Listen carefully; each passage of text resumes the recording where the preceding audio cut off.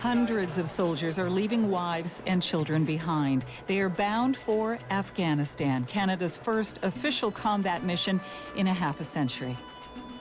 We actually loaded up our magazines with live rounds. Now you know it's something a little different. They said, well, we're flying you right into Kandahar airfield.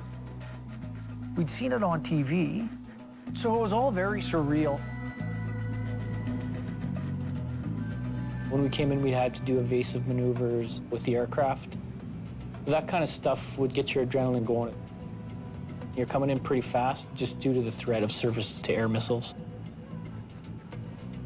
That phrase that I used, it's go time, it really felt like it.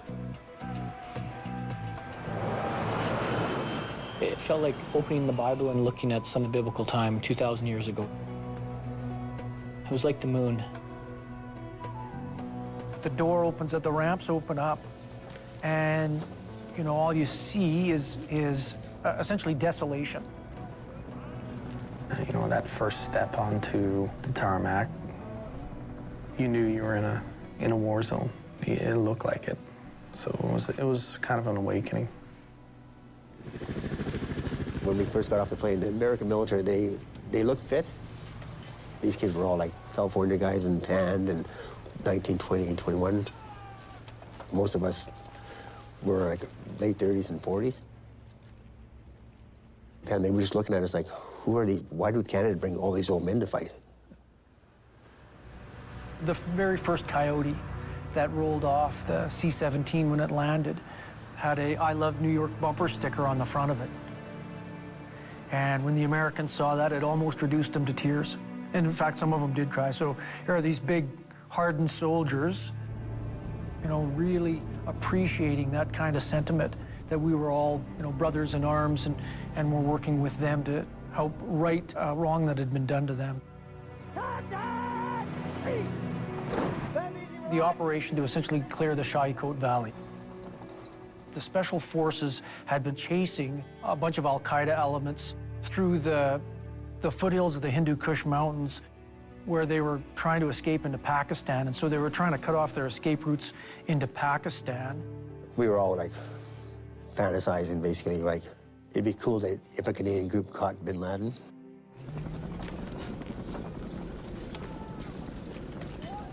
Once we got told that we were going to go, your adrenaline starts pumping and you get excited. After having received orders, I'm walking out there with the rest of the platoon, loaded to the gills with ammunition and water. And the Padre was giving blessings, and our faces were camouflaged. 12 Chinooks spool up their engines, and away we go. For a guy who just left Edmonton a couple months earlier, was quite a thing.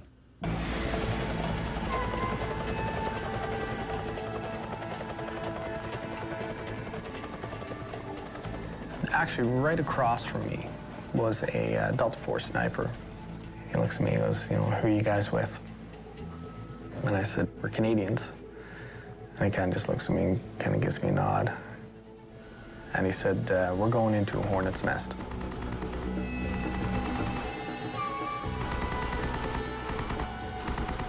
And we were all looking at each other saying, what the hell's going on here?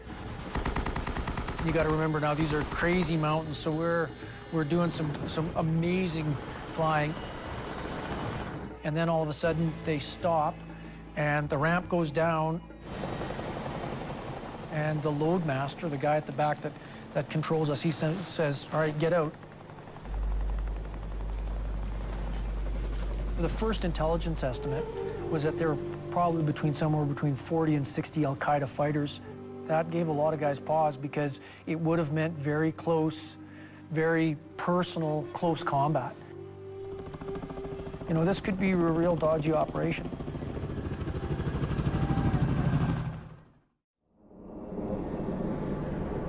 American B-52s continue to pound al-Qaeda and Taliban fighters from high in the sky, while ground troops try to cut off their escape routes. But these mountains on the border with Pakistan are a tough place to fight. Our job was going up there and searching the whole area for any Taliban. We'd basically search and destroy. If we found anything, we'd visit Taliban, we'd shoot them and kill them. Anything that we found, like equipment-wise or caves, our mission was to actually blow the hell out of them.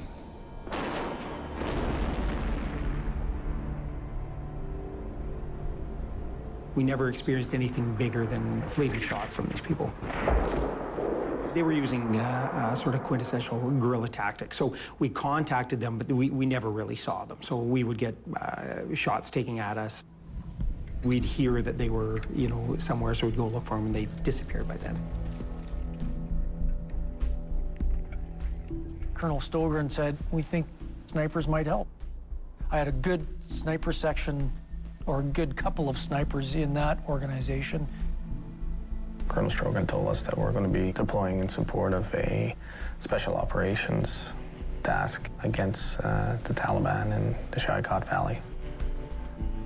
That they put the snipers essentially to provide overwatch on on the companies down below, and essentially to act as cutoffs.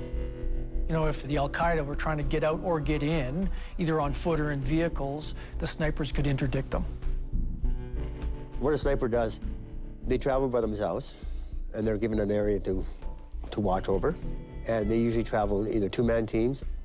In the two-man teams is a sniper, and then the spotter. We had our orders, and we had our map with our outline of our area of operation. There was a box which we were to operate in and not go out of.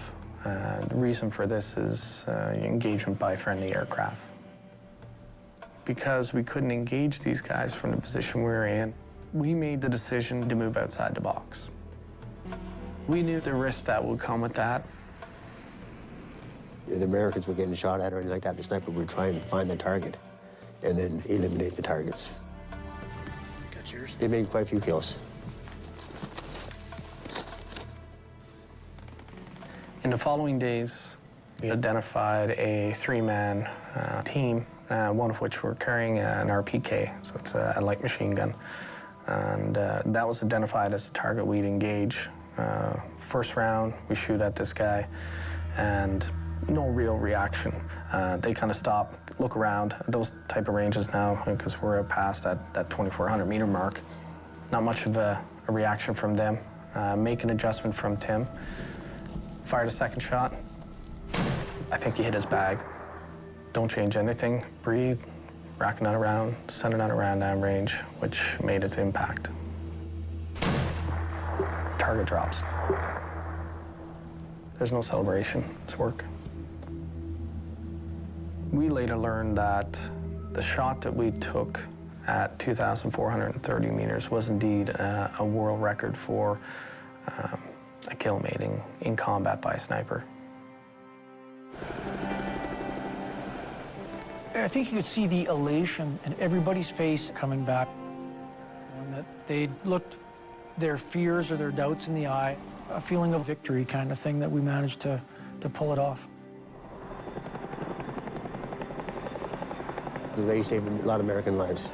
The Americans were very, very happy with the Canadian snipers. That's when we got back. That's all the Americans talked about was our Canadian snipers. They made the Americans realize that the Canadian forces, the Canadian military, is an actual force to be reckoned with, and what they did up there. The Canadian troops say that their mission was successful. Al-Qaeda was cleared from these mountains, but leaders warn there is more danger ahead.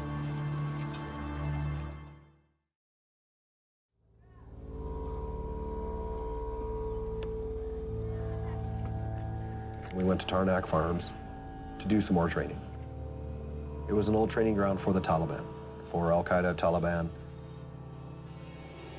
You know, the videos of them doing their little jumps and twirls and shooting. When we got there, we used it as a training facility too. We took over and used it as a rifle range and a live fire range, so we could get ready to go off on some of our missions. We were out on the range on Tarnak Farms, and we were supposed to engage some ruined Soviet tanks, targets that were off in the distance. We had a fixed position on a wadi, so it was like a very big ditch, and we were on the lip of that ditch firing at the Soviet old Soviet tanks. The sections were rotating through, and then it was our turn. Grenade! And it just started out normally, as it was supposed to. The firing was happening, and it was going well. No issues, really. I was firing a Carl Gustav, sort of like a rocket launcher. It's a shoulder-fired weapon. That was the #1 on it. I remember yelling over at another guy, Private Green. I remember yelling at him. And as I was getting ready to fire my last round, there was a huge explosion off to my left. I heard it coming in. I heard the whistling. I heard something. It was obviously a split second, but I was like, no way. The blast went right through my body, hit him, and threw him down the wadi, and threw everyone else down the wadi. The blast was, I can't even describe it. And then there was nothing. I remember it being eerily calm. That quiet is something that's, haunted me ever since it happened. It's a terrible experience. Just thinking you're alone and thinking you're about to die. And I just remember looking at my hand, and obviously I was reaching down, I was touching my leg. And I just knew it was covered in blood, and that I needed help. I tripped over someone in the dark there, and there wasn't much left, and I didn't know what it was until I picked it up, obviously, and put it down. And I know what soldier who it was, but there was just so much trauma. I was asking,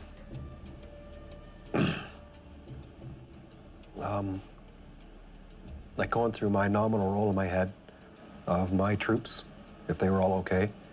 And I was getting a lot of positive answers. And I kind of remember not getting that response for Ricky's name, so. And then helicopters started coming in, and we started loading. I was with Lorne, and I thought he was gone for sure, just the way he looked. And I remember them walking down with me on the stretcher, and I don't know how I joked with them. I just said, "Don't drop me, you pricks." I remember talking to him on the helicopter. I was holding his hand, and he was not responding to me whatsoever. He was so messed up. He basically had minutes to live, I would say, and just so happens the right people were in Kandahar that day that saved his life. A neurosurgeon from the United States military happened to be passing through, and because he was such a great doctor, he was able to do a lot of things for Lorne that day. I'm saddened, quite frankly, beyond words to inform you that several of our troops were involved in a tragic friendly fire accident. An American F-16 fighter jet released one 500-pound bomb. 4 Canadian soldiers were killed and 8 injured. We will not forget these brave soldiers. The investigation should soon yield answers as to how this tragic accident occurred. But friendly fire is not a new problem, and perhaps more likely when more than one nation's armed forces are on the battlefield. If you were testifying, you could see them. You could see the American pilots. When I first saw Schmidt, there's a smug look on his face that I wanted to just rip off his face, like he was the victim. Umbach was totally different. When I looked at him, he looked remorseful. He looked like he had made a mistake. But Schmidt, when I saw him and looked him right in the eyes, I didn't see that. From what I gather from the trial and from everything else is both these pilots were flying back from a mission. The U.S. military today released several minutes of video and audio from the cockpit. So they saw some flashing on the ground, so they turned their aircraft towards the flashing and flew over to investigate what it was. One of the pilots called in and said that they feel threatened. He requested to open up on our guys with cannon fire, with his machine guns. Request permission to lay down some 20 Mike. Stand by. Let's just make sure that it's not friendly, that's all. He got denied. Copy 5-1, boss man, hold fire, I need details. And they were flying around still. And then he thought that they were being fired at again and declared self-defense. And rolled in, as he called, rolling in self-defense. Okay, I've got some men on a road, and it looks like a piece of artillery firing at us. I am rolling in self-defense. Boxman copies. Checkmaster arm, laser arm. What he was actually looking at was the backblast of my Carl Gustav. His crosshairs were on me, on my weapon system, and that's when he just hit the button. Bombs away, cranking left. Shack.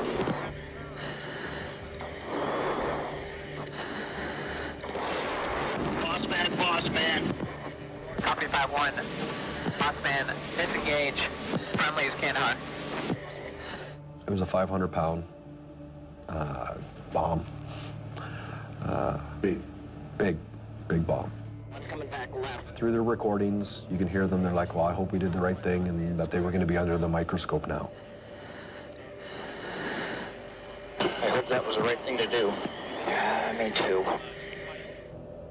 Kandahar Airfield is lit up like a Christmas tree.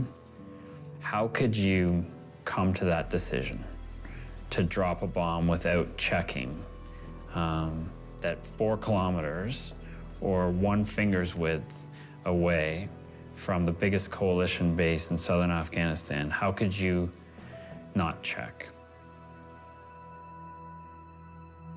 The military judge's language was severe about Major Schmidt in particular, citing willful misconduct. But the conclusion was his actions were not criminal. There will be no court-martial.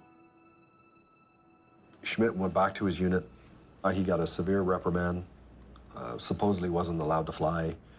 But from what I've heard, I don't know if he has. I don't really care. Do you think justice was served? I don't know what would have been just. 10 years in jail wouldn't have changed a thing. You know, life goes on, and it has to. I never got pissed off at the Americans once, because every time we went on any mission, we ever got in trouble, it was just one radio call and said, we need help, and there'd be an American fighter bomber helping us out like this in seconds. So you can't blame the whole American forces.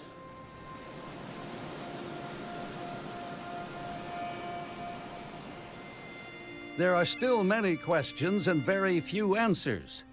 But today is a day of mourning as the fallen soldiers make their final journey home. You know, the outpouring of support from the Canadian populace was just amazing. I was, buddies with them all.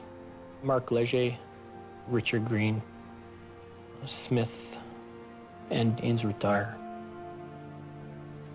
My personal problem with all that was I was extremely hard on Green. It was hard for me because the last thing he would have heard would have been me, jacking him up or yelling at him. So I felt very bad for that for many, many years. Yeah. I was tasked with driving Rick's casket. Just kind of went back and just kind of chit-chatted with him for a few minutes. What'd you say? Basically wished him well. So we'll definitely see you again sometime. Colonel Stogren got everybody together and said, all right, you may be angry, but the mission carries on. We very quickly, put our emotions to the side and kept up with our mission. Yeah. In the United States, Colonel Frank Wyszynski, his attitude was, we are brothers and you are one of us. We're gonna mourn together. We're gonna memorialize these fine young men, and we're gonna move on. And what other option is there?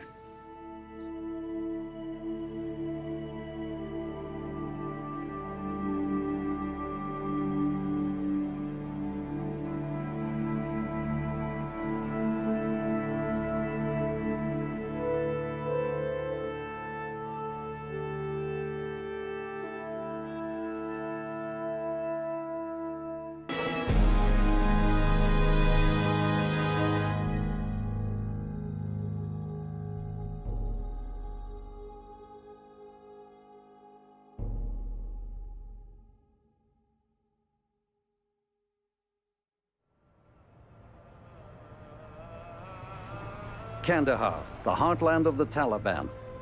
The first city the religious army conquered, and the last to fall when the US-led coalition brought their rule to an end. For decades, people here have known little but war. Canadians asked for Kandahar, but they didn't actually, I don't think they actually realized how bad that was going to turn out to be.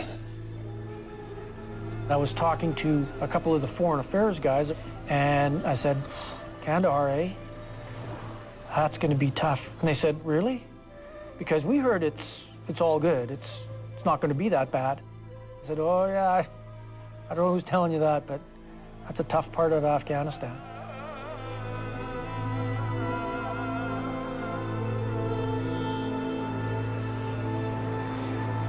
Now, a group of Canadian soldiers are returning to Kandahar province to rebuild and, if necessary, deal with any remaining insurgents. The first deployment of Canadians in Kandahar since 2002 will form a Provincial Reconstruction Team, or PRT, soldiers, police, and aid workers. When we took over from the Americans, the Afghans realized there was a different group in the people running this show now. So when we lowered the American flag, everybody thought we were going to put the Canadian flag up, and we said no. We put the Afghan flag up. And they looked at us, and the Afghans were looking at us like, where's your flag?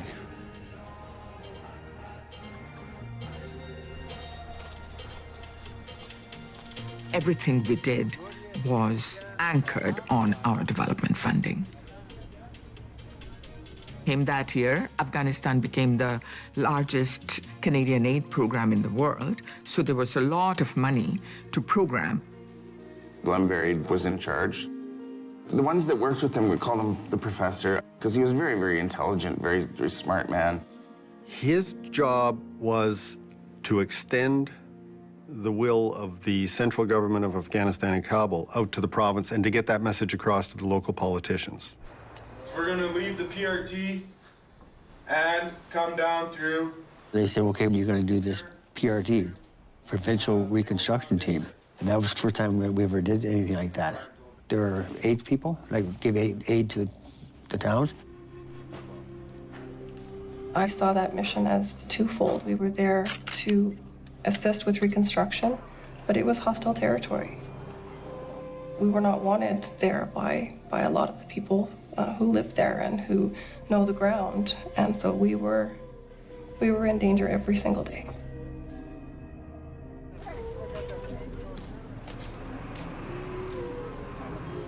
Whenever we went on patrol, it was usually 3 or 4 vehicles in a convoy. You couldn't accomplish anything inside the wire of the camp by just staying there. You had to get out and around and talk to people and show that you were there to assist and that you weren't afraid to get out and assist.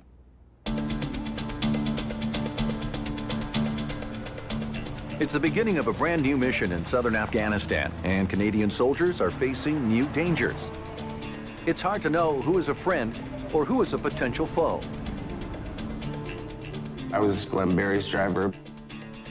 Driving in Kandahar, you're driving full bore. You're got a Mercedes G-Wagon. It's a great vehicle. It's fast, it's agile. There's no rules, no regulations, just have fun. And it's sort of a Ben-Hur aspect to it, I guess. We were always very aware of our security. Your head was on a swivel when you were in a vehicle. I mean, you were just looking constantly. We're looking out for suicide bombers for number one, but sometimes the bad guys can use donkeys, donkey-borne IEDs. Sometimes it's a guy in a backpack. Sometimes it's a guy in a wheelbarrow. Sometimes it's a kid that wants just to throw a grenade.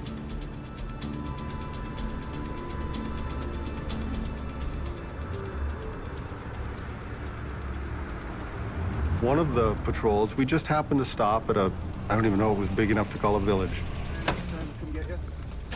It wasn't uncommon when we first got there that people would retreat into their huts upon the arrival of a convoy, and we were fortunate enough to have a good group of interpreters with us.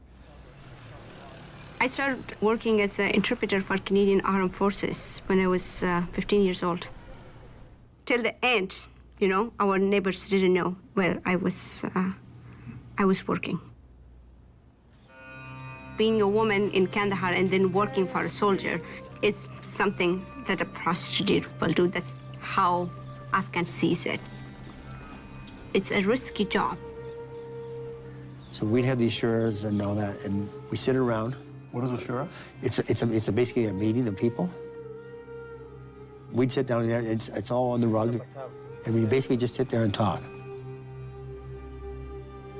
The oldest guy would talk first, and he'd say, this is what we need here. We need schools for our kids, we need this, we need protection, like that. It's very important that the young kids see us as friendly people and not occupiers, because they're going to grow up and be adults pretty soon. And hopefully this generation will grow up without war. And that's the most important thing. That's why we want the kids to come close to us and talk to us and shake our hands. First school we opened up for girls, I talked to some of these girls, what do you want to be when you grow up? And I was so fascinated with their answers they gave me. They wanted to be airline pilots, not stewardess, airline pilots. They wanted to be the president of Afghanistan. They wanted to be the governor of the province. Their goals were amazing. And I looked at that and I said, that's how the war is going to end. I said, we're not going to win this war just by fighting. So it was really going to be, you know, we use the term a 3D mission, so defense, diplomacy, and development. But somebody forgot to tell the Taliban that.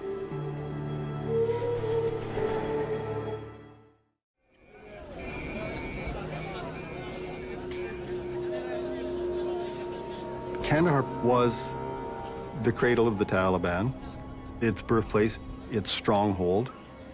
The soccer stadium there had borne witness to executions, stonings, amputations as a result of Sharia law, all sorts of horror.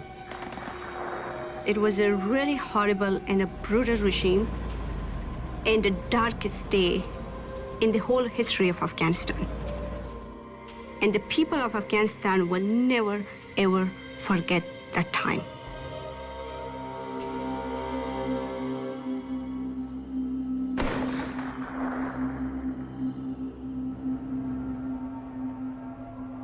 By 2006, when we got over there, there was already indications that there was probably more Taliban activity than we had anticipated.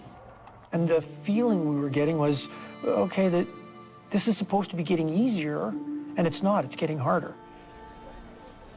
Taking advantage of U.S. withdrawal, insecurity increased greatly, and Taliban is reacting to that.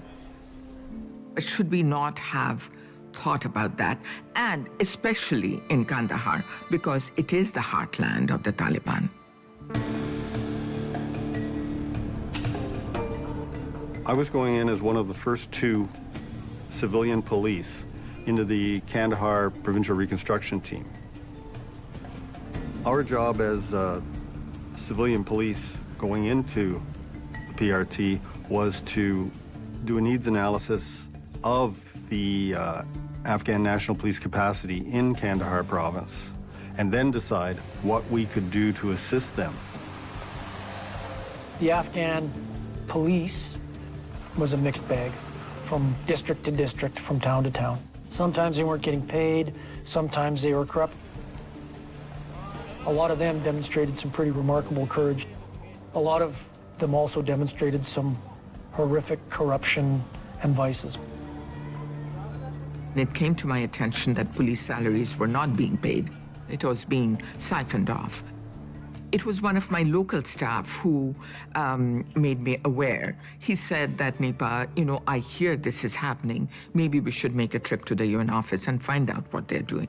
Unfortunately, you know, nobody paid attention. The Afghan security forces, especially in southern Afghanistan, have a terrible track record of summarily killing and torturing Afghan civilians. And so when villagers were mistreated by Afghan security forces, in many places, they blamed the foreigners, in some places the Canadians, who brought them there in the first place. I think one of the main things that people sometimes go back to Taliban is injustice within Afghanistan. When they don't get justice by the government, that's when they go and ask the Taliban to do it for them. Taliban start coming back to the power. We thought they were defeated and they will never come back to Afghanistan, but we were wrong.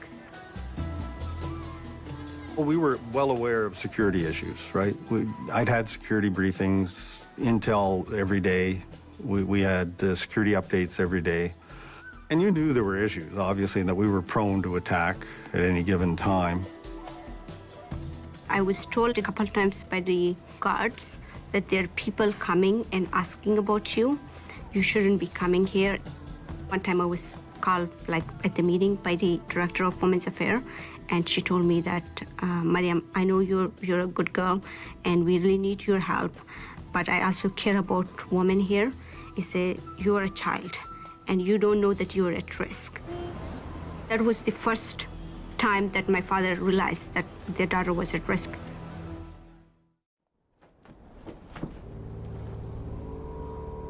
Canadian diplomats and aid workers have to reach out to the local populace, but the soldiers protecting them have to always be ready for attacks. January 15th, 2006 started like every other day. You would know generally the night before, sometimes the morning of, what your mission was. My patrol group headed out to do what we call the presence patrol, which is exactly what it sounds like. We drive around the area and let our presence be known. There was a patrol plan to Tactipol, small town, not that far away. And the mission of that was to go visit with the local government in the town. That was Glenn's primary responsibility that day. Glenn Barry has his meeting. On the way back, we're just driving casually to our provincial reconstruction team site. And as we drive in through the city gates, we're fairly close in the vehicles. There's 4 vehicles in the convoy. We were told that there's possible suicide bombers in Kandahar. We get that all the time in our reports. Possible suicide vehicles driving around Kandahar, white Toyota Corollas or this type of vehicle, this type of vehicle. When you watch out, you're on pins and needles. You're like watching like every which way. You always had your head on a swivel watching everything, and this was a difficult place to keep watching because there was so much activity. And all of a sudden, Jeff, my co-driver, calls car right, and at that exact moment, I swerve as hard as I can left.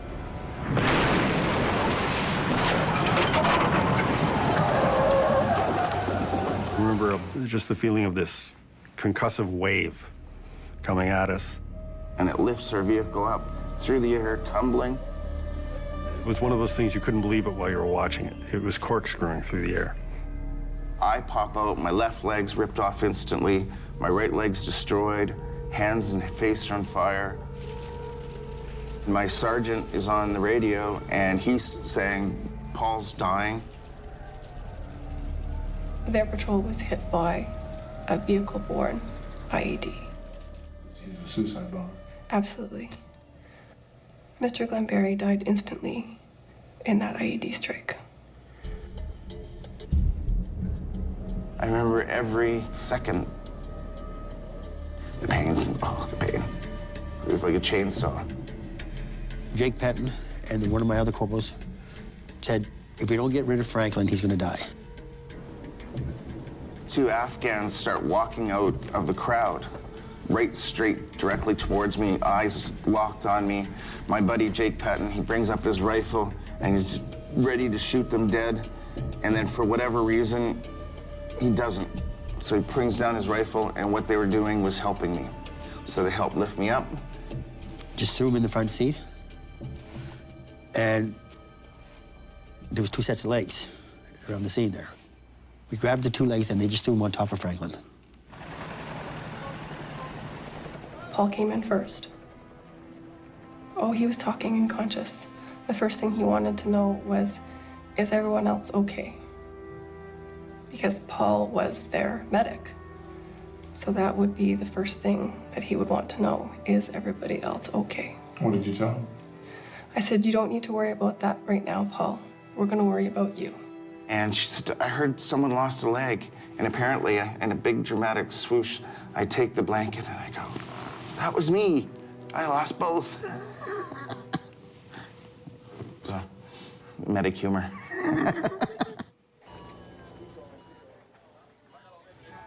I would like to think whenever a medical professional is treating someone, it's always their best.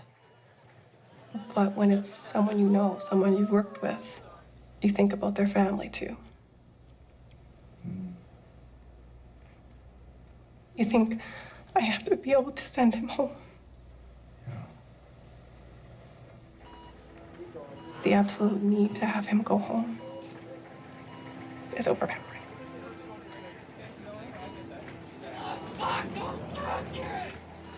I knew that I had to make it. It was a matter of just no ifs, ands, or buts. I was going to make it. If I'm alive now to think this, then I'm going to stay alive right to the end, and I'm going to stay alive and see my family. Tragedy in Kandahar. A senior Canadian Foreign Affairs official was killed in the service of his country today by a suicide bomber. 3 Canadian soldiers and several Afghans were grievously injured in the attack. A sad ceremony as a piper plays a final farewell to Glyn Barry, the Canadian diplomat who volunteered to come to one of the most dangerous places on Earth, in the end giving his life to help Afghans rebuild their shattered country. He paid the ultimate sacrifice. At first, His life. you're almost numb because you're tied up in the events and what you have to do right then and there. And then you can start playing mind games, if you will, with yourself. Well, why did he pull out next to that vehicle, and why didn't it happen next to the vehicle I was in? The thoughts do go through your mind. Why Glenn? Why not me? Why am I still here when Glenn is not, and he was only 25 yards from me? Did I give my legs to a future Afghan? I don't see it that way because I was protecting a diplomat. For me, my limb loss is about protection. So I was protecting a diplomat from Islamic extremists, and I failed in my mission because he's dead. Did you feel guilty? Sometimes.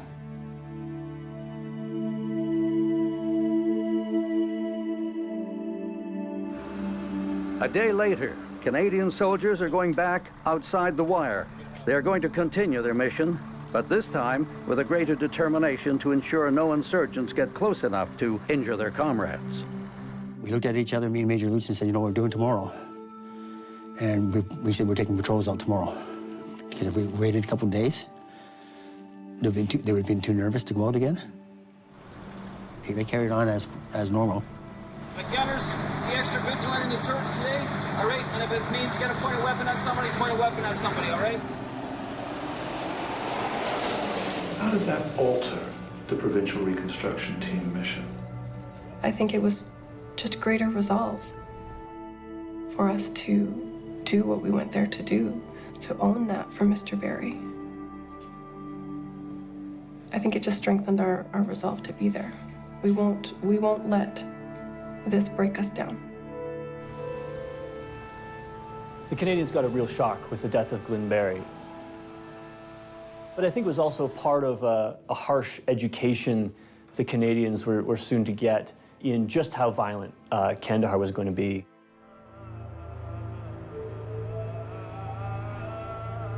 After that, my brother got kidnapped. That was really a bad thing. My brother was only 11 years old. Taliban were trying to get information from him. They tortured him very badly. That still, you know, you can see, if you ever meet my brother, we would see the scars on his back or on his head. And they kept asking him who the lady is, what she's doing, and where her address is. But my brother never, ever told them that she was my sister. And then they released him after 3 days and stuff. And my brother was totally in a terrible situation when we got him. My family left Kandahar within 24 hours, and they moved.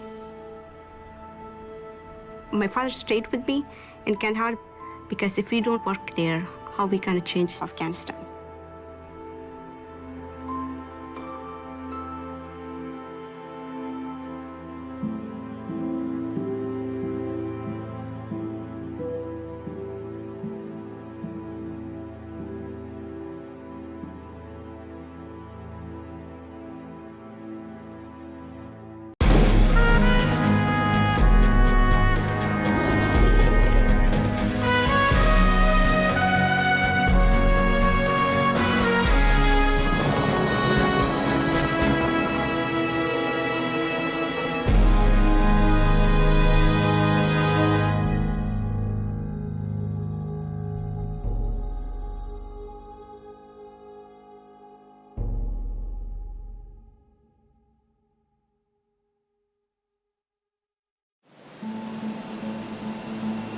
When we landed in Kandahar, it was quite the eye-opener. As soon as you land, there's fighter aircraft taking off, there's helicopters going. So you realize, my God, this is something much bigger. So the enormity of the mission really kind of hit home and what Canada was actually involved with. We are now entering Kandahar City. Check it out. We were driving through Kandahar City. And all I can think of is, I grew up with Star Wars. So Star Wars and Jabba the Hutt, and here we are. I'm in Star Wars. In the back of our minds was bombers and cars. There was now a resurgent Taliban, at least in the shadows. A lot of those villages and tribes in those areas had already become so disenfranchised with their own local government that they had returned to the Taliban. The corruption fueled the insurgency. We arrived at a time that the recruitment was well underway. First time we came under contact, it wasn't from a bomber at all. We were driving back, and I was in my boss's vehicle, and someone fires an RPG at us. The RPG goes through one of our soft-skin G-Wagon vehicles and goes straight underneath the back seats. The guys that were sitting in the back seat have the RPG go underneath them, go straight through. Their pants are on fire, but not badly. So they've just, clearly had a close call. That's when you realize we're an army of strangers in a land of strangers. 869.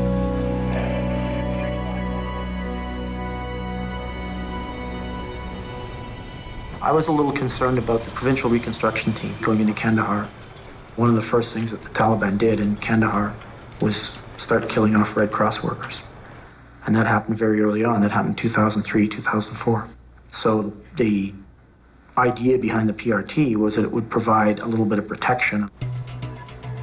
We knew that Kandahar was, I wouldn't call it Wild West, but maybe Wild South.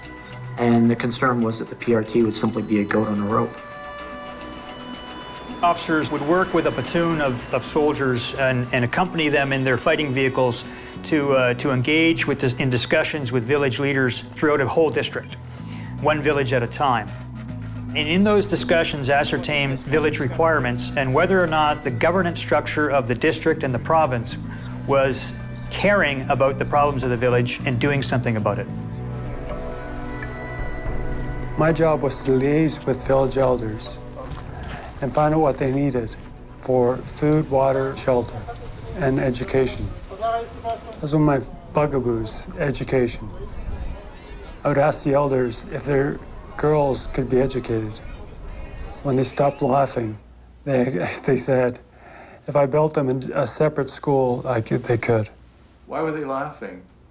Because the concept of educating girls was like educating dogs to them.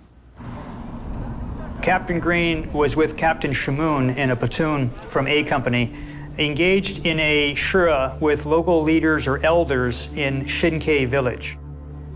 We walked in, we laid our weapons down and our helmets. It started out well. It was our third of the day. And the previous two had gone well. We were feeling good about it. And for this shura, Rob Dolson had asked to come. He was on my left. Why do you take your helmets off? A sign of respect. When you're engaged in shura, you can take your helmet off, you can take your personal protective equipment off, because Pashtunwali culture demands that the host in that village guarantees your protection while you're engaged in that kind of activity. In the middle of this shura, an Afghan youth branding an axe came up behind Captain Green. Walked up behind me, took an axe from under his robe, and sank it in my head like he was chopping a log. The axe penetrated 3 inches into my skull. My brains are leaking out. When the man on my left, Rob Dolson, managed to grab his weapon and shoot 2 rounds into the kid before he could strike again, he saved my life. Rob Dolson, my hero. And it was a signal for a Taliban ambush from across the river. And all hell broke out. There was a firefight immediately afterwards. There were some Taliban hidden in the village. So in fact, Shinkai had been harboring a Taliban cell while they were in discussion with us. Whether or not the youth was coerced by the Talibs, we don't know. Pashtunwali, the code of hospitality, had been extended to them. This is now an issue between the Afghans and the Taliban, and how the Taliban don't respect their own culture. Because this was not a breach of protocol between the Afghans and us. It's got nothing to do with that. It's got everything to do with the Afghans and how the Taliban don't respect their own culture. After he had been wounded, a lot of agencies reassessed whether or not they were going to continue with developmental efforts.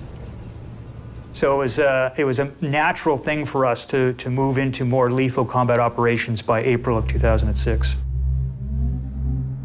The Taliban brought a guy named Mullah Dadullah Lang back into the fold. And Dadullah Lang was a Taliban commander who'd actually been fired by Mullah Omar for being too brutal. Dadullah Lang came back to Omar and said, listen, we've discovered a seam here. Okay, the Americans are going to pull out of Kandahar. They're going to hand it over to the Canadians. There's a potential weakness here because the Canadians won't fight. So he convinced Mullah Omar that 2006 was the year that he could take back Kandahar City. I had information that they had built a defensible base, a very large one in that area with compounds, defensive positions, and their sole job was to use that as a staging area to be able to launch attacks into Kandahar City. That was the purpose of it. They planned to actually go from those bases to do a spectacular attack in Kandahar City that would get world press and demoralize NATO and make us lack credibility. There were at least 1,500 fighters in that area, and they were ready to launch an attack into Kandahar City. I had enough information to say the force that Colonel Hope was launching was a lot smaller for the fight that we were going into. I didn't want the operation to go through, but the decision was made to launch on it. So when Colonel Hope rolled the 1st Battalion Task Force Orion into Pashmul on the 3rd of August, they basically hit a hornet's nest. Attention there, military history enthusiasts. Brace yourself for an unparalleled journey into the heart of warfare with History Hit, where the untold stories of desperate battles come to life. Join James Holland on a gripping road trip through Italy in Road to Victory, Italy 1943, uncovering the often overlooked campaign of the British 8th Army's landing and advance up the Italian peninsula in 1943. Next, explore the forgotten battlefields of the First World War with Alex Churchill, tracing the bloody battles that unfolded before the trenches, revealing the clash of modern weapons and Napoleonic tactics in a conflict that set the stage for the Great War. And finally, follow the one and only Rishi Sharma in Untold Stories of World War II as he raced against time to capture over 2,200 personal oral histories from living combat veterans, preserving the harrowing accounts of those who lived at the bleeding edge on the front line. Discover hundreds of hours of award-winning documentaries and ad-free podcasts with History Hit. Sign up for a special offer via the link in the description.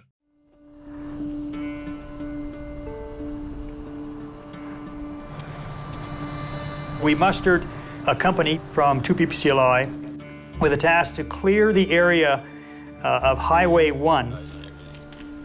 I told Ian Hope, Ian, I need you to take the town. Where is it? I said, you just go south, and when they start shooting at you, you've reached it.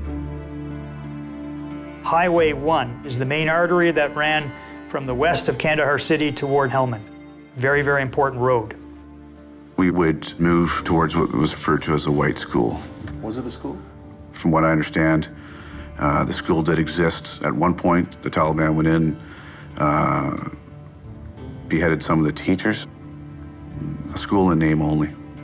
The fact that we call it to this day a white school perplexes me. It was a Taliban fort.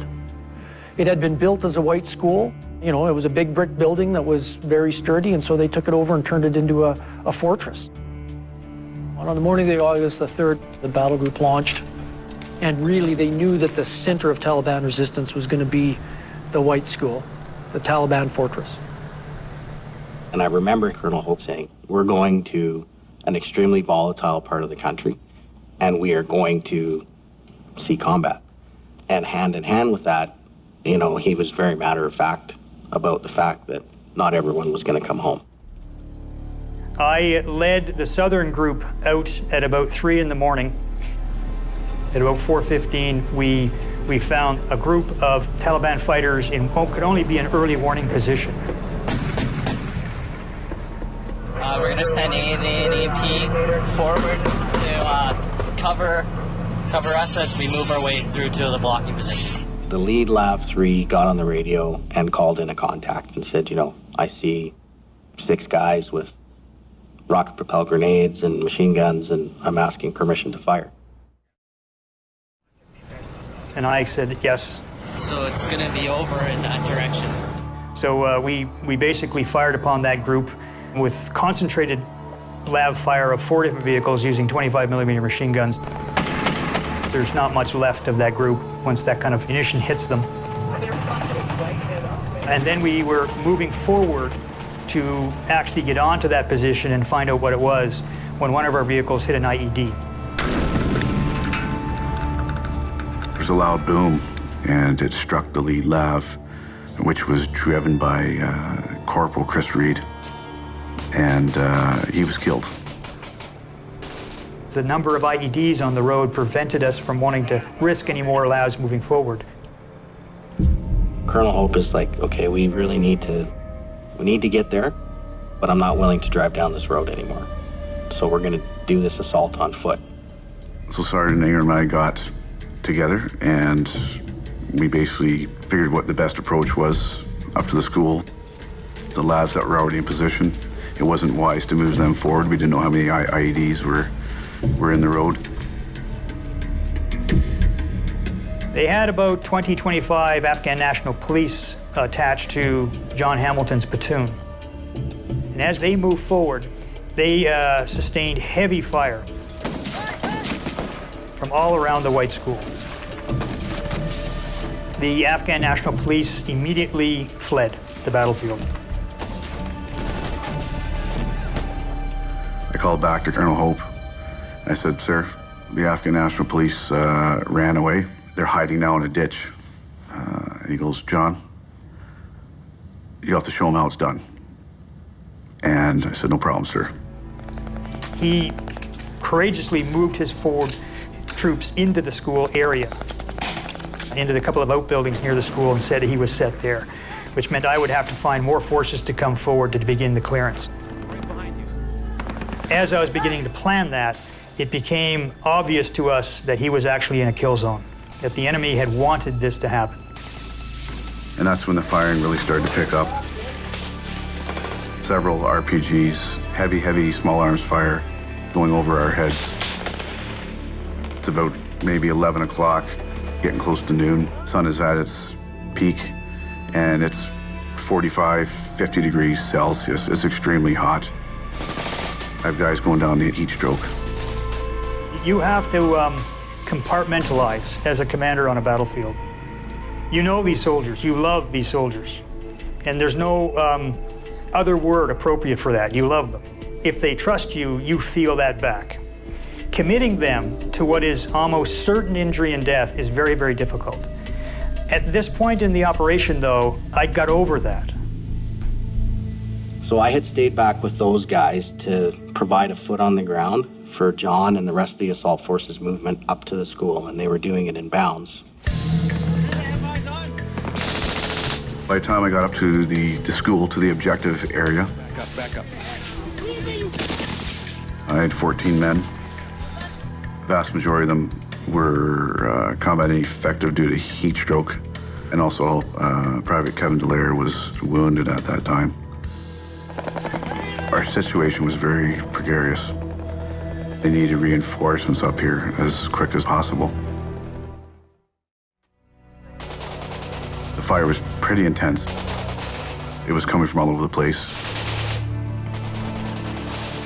There's 14 Canadians against what turned out to be 150 to 200 Taliban. So I'd asked for indirect fire support from artillery. And it was denied. Why? By higher headquarters because of potential collateral damage because this was called a school. NATO's command and control philosophy out of Kabul was tight control of all combat forces. So, orders came down about tight regulations with the use of fire, indirect fire, direct fire, aircraft. So when we say school, there has to be a board convened, a targeting board with lawyers and experts in different types of fire and munitions, and somebody who knows about that actual facility, and they decide whether or not we can fire at that building. That was why we had no fast air and we had no artillery. And on a conventional battlefield where we have all these enablers that are supposed to be at our disposal, to be denied them in a situation like that was, it was absolutely heartbreaking. What was your feeling about that? Yeah, I can repeat the words I used, but I was pretty upset.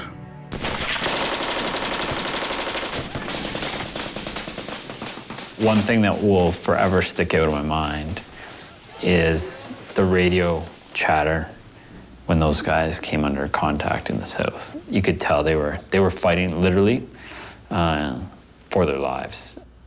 And to hear some of the voices on that radio, I'll never forget. John Hamilton is yelling, "You have to come help us, you have to come help us, we've got casualties." So I looked at the two guys that were with me, Bryce and Mark, and I said, "Okay guys, we have to go link up with those guys." Now at this point, the volume of fire is picking up, and so there's machine gun fire and small arms fire. There's rockets coming down the road. So we got up and we started running across this field, and it was absolutely insane. It was one of those things that I think when you watch a movie and you see bullets splashing around people's feet and rocks skimming by your head and stuff like that, that's exactly what it was like. And at the time, I wasn't really thinking a whole lot about it, but I remember thinking like, geez, I really hope we make it. We were still under intense fire. Guys were fighting hard. All of a sudden, things just went black, and I felt this explosion hit. Boom, this giant explosion, and I'm being propelled backwards across this room, and I hit the wall. After the round hit and I opened my eyes, Von Ingram was right across from me. Von was actually, as he was dying, was providing first aid to others that were wounded as well. It just speaks to the type of man that he was. It really became obvious that there's a lot of bad guys out there that really want us dead. Now there's 3 dead. Kevin Dallaire is seriously wounded, like gravely injured. 6 others that that are pretty beat up. So there's like 4 of us that are not injured that are still able to fight. Went and grabbed the radio and got one transmission back, was get those f***ing labs up here, we're gonna die. And then the radio went dead. I put out a all arms call for fire. Basically, it's a plea from a ground commander saying, we're in trouble. If there's any aircraft out there that can help. I wasn't authorized to drop a bomb, but I was authorized for a show of force. So what the US Air Force did was send a B-1 bomber at 500 feet. Now, if you've ever been under a B-1 bomber flying at 500 feet, it's probably the equivalent of an earthquake. The entire ground shakes. It was only the Air Force coming at that critical moment that saved us and turned the tide.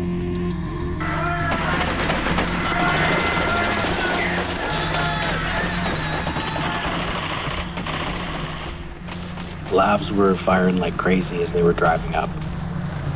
And by the time they got to the school, so that by the time they crossed that 150 meters, all their guns were dry. They'd fired every single bullet. Remember yelling over to Willie McDonald. I said, Willie, I said, get the f over here and help me out because I'm hurting. So eventually they came up, loaded us in the lavs. And I remember looking over at a truck full of A&P, the Afghan National Police. They were all kind of sitting in the bed of the truck there, and they were laughing. That enraged me to the point that if I had my rifle in reach, it probably would have ended extremely ugly for them. And at that point, I had no doubt in my mind they had something to do with it. The hardest decision I ever made was at the end of August 3rd, walking away from that fight. I don't regret the decision.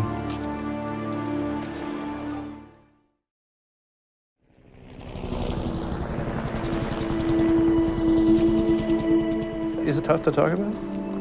I've talked about it 1,000 times, and, you know, from a personal therapy perspective there, it's what's helped me the most deal with that, is talking about it and letting people know the type of heroes that fought that day. Guys like Sergeant Von Ingram, Corporal Bryce Keller, Private Kevin Dallaire, Corporal Chris Reed, guys like that. I have to talk about it because I'd be doing them an injustice if I didn't.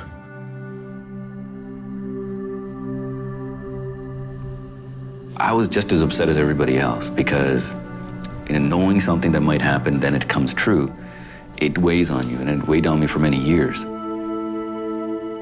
Even though we took significant casualties at the White School, and it was a tough day for everybody, that allowed us to confirm the information that led to Operation Medusa, so that eventually led to the saving of Kandahar City.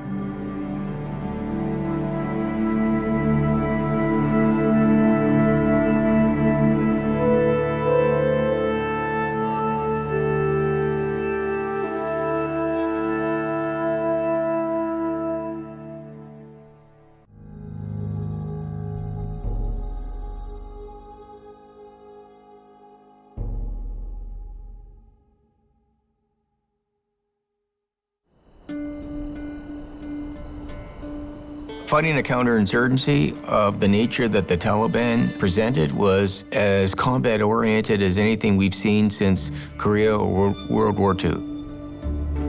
The ground that they picked was the same ground that the Mujahideen had fought on when they defeated a Russian division 30 years earlier. It's the same ground that they beat the British on in the 1800s. This is the same piece of dirt they've been fighting over for hundreds of years. The White School was a Taliban stronghold that was being used as their base of operation. The White School was in one of the biggest kill zones that the Taliban had created, a very large, over a kilometer long. Operation Medusa was actually the second operation to take the White School. The White School was the same objective that the 1 PPCLI battle group had trouble dealing with about a month earlier before Medusa. So it wasn't really a school? No, it's not a school at all. I had a field troop in the north attached to Bravo Company, and they were staging out of Patrol Base Wilson. The idea was to sandwich the insurgents in Pajmal by approaching from the north and from the south across the river. With an attack launching from the south, there was a chance that the enemy would begin to withdraw north, where we'd be waiting. Hammer and anvil kind of strategy. With 3 companies worth of LAVs, we were the most powerful fighting force since the Soviets were there. The Americans had nothing like that. In the end, we were it. We were the only show in town that could do the job. This was going to be the biggest battle NATO's ever had, before or since.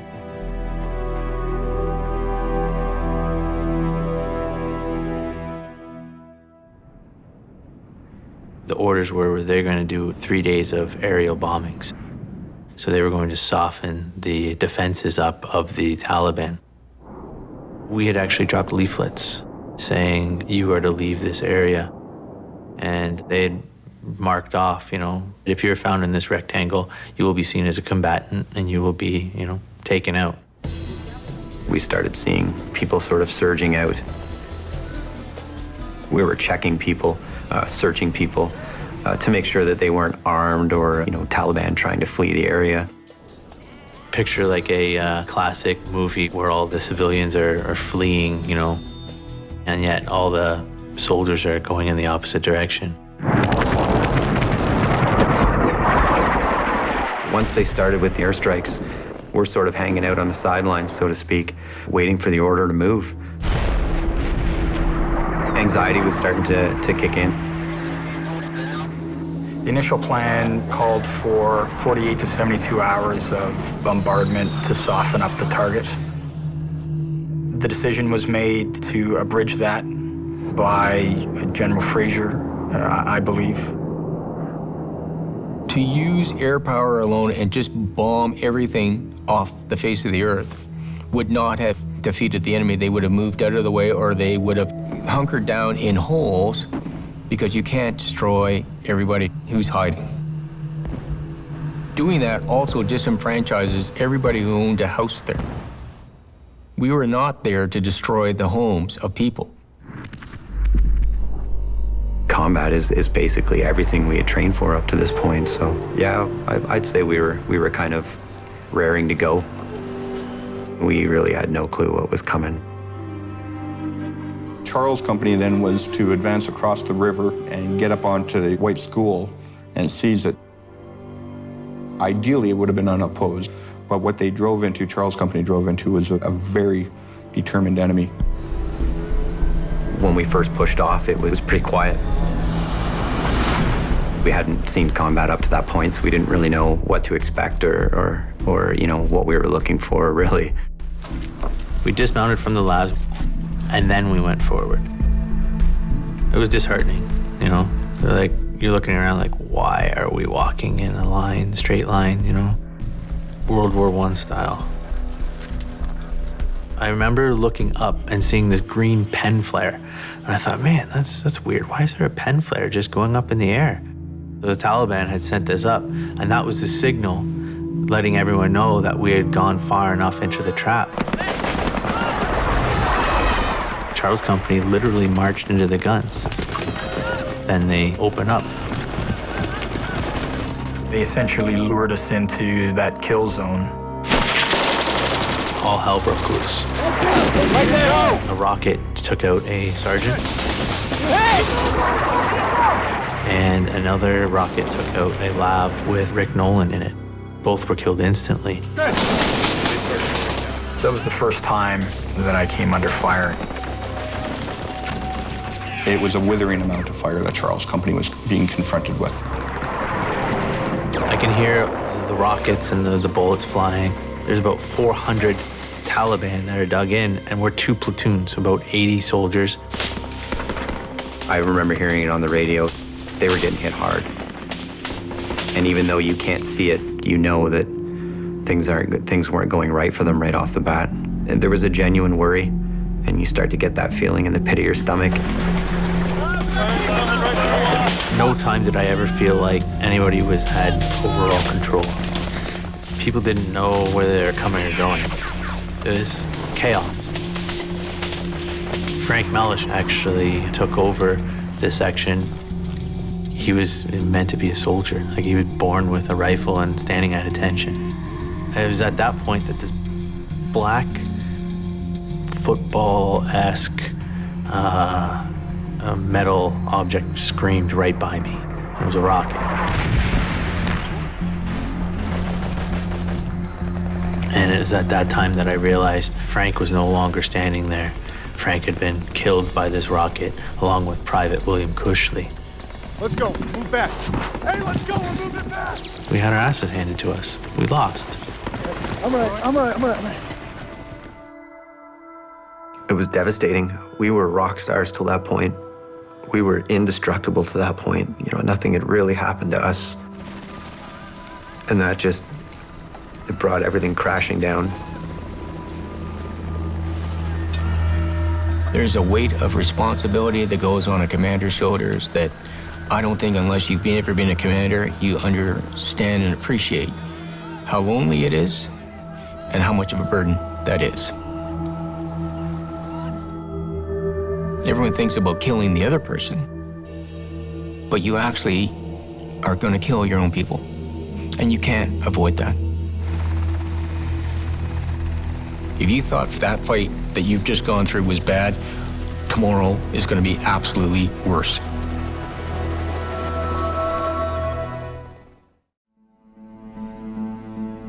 The Taliban that day got lucky. Charles' company had done a great job getting onto the objective, but the Taliban got lucky and killed 2 NCOs and 2 soldiers. And as a result of that, we had to recock and attack again onto the same ground. The next morning, we had our orders. We were going to cross again, and we were going to do the show of force again. One of the opening salvos was going to be a strafing and bombing of White School by A-10s on the morning of the 4th. And that's exactly what transpired, or where things started to go wrong again, as we now know. The way the sun rises in Afghanistan is such a weird way. There's this hazy, dingy light that comes up. The sun was trying to cut through this smog, this pollution, this filth. I remember seeing the A-10 circling around us, and I remember looking up at it, and I was like, oh, it's a good feeling to have that there, It's a formidable aircraft. It's deadly, absolutely deadly. I watched the A-10 roll in. We all let out our cheer, because the A-10, when it does roll in and let loose its cannon, makes an incredible, kind of a chainsaw ripping noise. It's such a haunting sound. I don't even know how to explain it. It's loud, and it sounds like almost like a moose call, but it echoes. Just echoes off the mountains. It's so loud. And the next thing I know, I'm tossed in the air. I remember I land face first and skidding across the jagged rocks and this dust. I remember marveling at the aircraft, and I was like, I turned to the guys over the side, and I was like, looks like somebody's getting breakfast, or it looks like somebody's eating it, or something to that effect. It was then that the blood began to pour down my face, and I'm trying to catch it with my hands. I'll try to save it, I guess. And as I'm trying to save this blood, it begins to overflow. There's so much blood pouring into my hands that I have like a handful, like when you wash your face and you let it fill up. I sit before you as a man that knows what it's like to feel the wind on his exposed brains. What turned out to have been an American A-10 Warthog had accidentally strafed us. And the pilot was looking at Charles' company's garbage pit, where they had eaten breakfast and were burning their garbage before mounting their vehicles to fire me in. And so when the pilot had rolled in, instead of rolling in on the school, he rolled in on Charles' company with a couple of bursts of his cannon. The radio cracked, and there was pure panic on the other end of that radio. I remember them saying friendly fire, and my stomach just sort of sunk right there. I I felt sick. I remember throwing up over the side of the vehicle. And how bad is it? 1 killed, 34 wounded. And it was just like, I remember I repeated the number and I said, what? And so essentially the Battle of Panjwai was over for me. And in the 48 hours, 8 platoon had gone from 40 to 5 from either killed or wounded. That's something I'll never forget. It's not the way soldiers are supposed to go, you know? Not friendly fire. Where are we going to go with this next? We've now made 2 attempts on this and stalled. We had to regain our momentum. We needed to do something. We had to take the fight to the enemy, and what were we going to do? It had to be done rapidly, because now we're on the world stage, and the Taliban are watching. We are the only people here on the ground, right? We need to sit here and figure out how we're going to take this objective, because there's no one going to come down here and help us. It is us, what we got on the ground. It was decided that clearly if the Taliban now have amassed and concentrated their force south to confront Charles' company, they must have left the back door open near me. I would attack from the north. Our OC, Major Abthorpe, came out and told us, you know, we're probably going to be thrust in as the tip of the spear, so be ready for that. You know, basically his way of telling us, game time, pull your shorts up and let's go.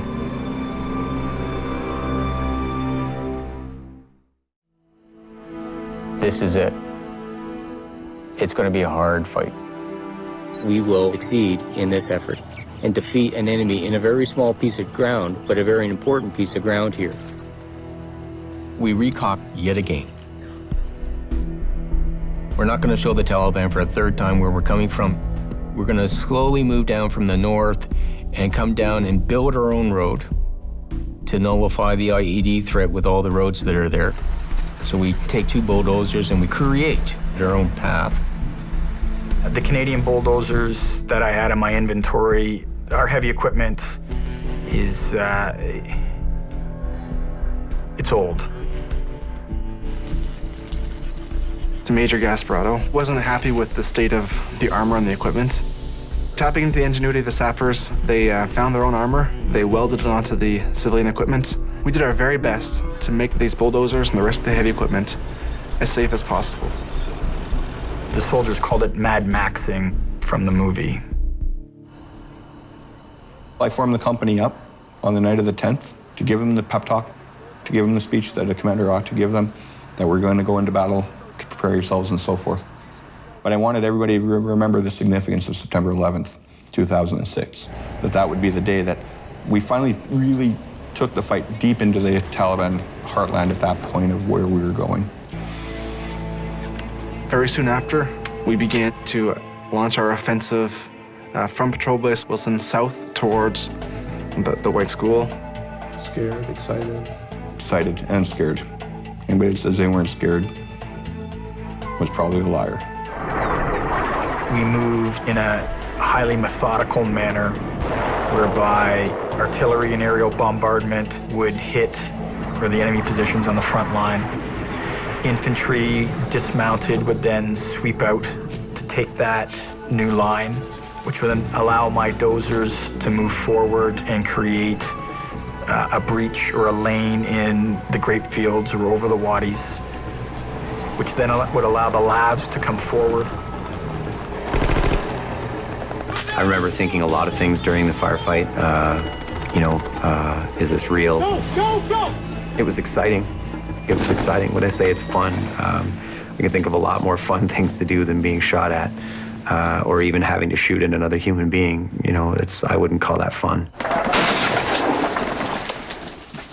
They were prepared to die for their cause. These roads, the intelligence told us, were full of IEDs, and we found hundreds of them. The enemy places roadside bombs and IEDs along roads.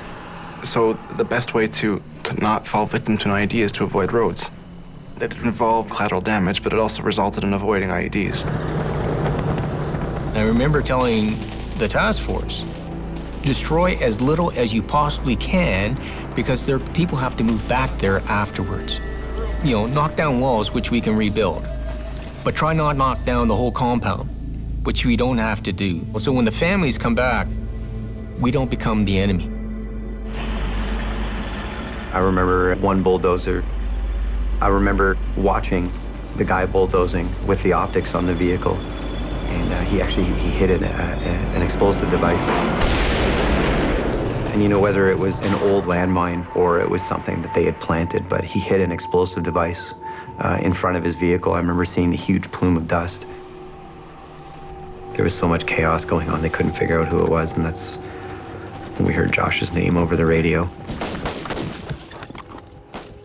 What's his full name? Joshua James Kluge. Really, in the end, it took a friend dying to make me realize that this was a horrible, horrible thing. You mean the war? Just war. War is a terrible, terrible thing.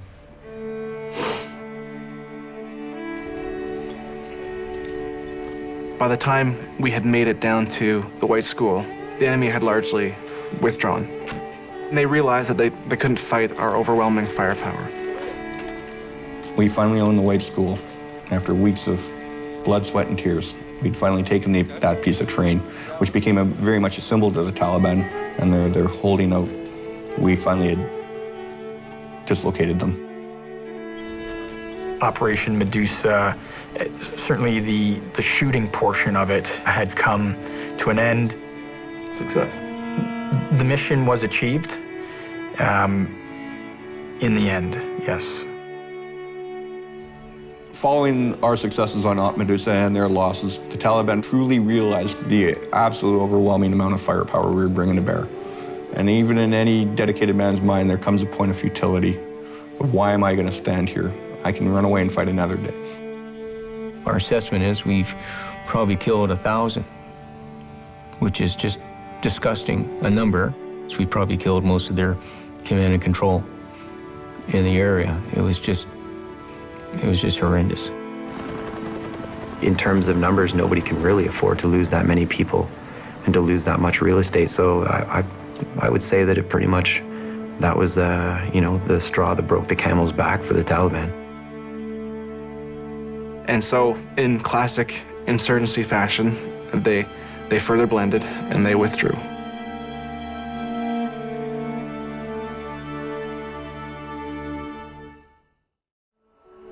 Medusa, it was a pretty big turning point in the Kandahar province. I think it was a huge victory in terms of taking away real estate from the Taliban. We did that. We took away part of their control, loosened their grip. We basically, we kicked them out of their home, took them out of their birthplace. We took it away from them. I sincerely believe that Medusa was the battle that saved Kandahar and protected the legitimate government of Afghanistan.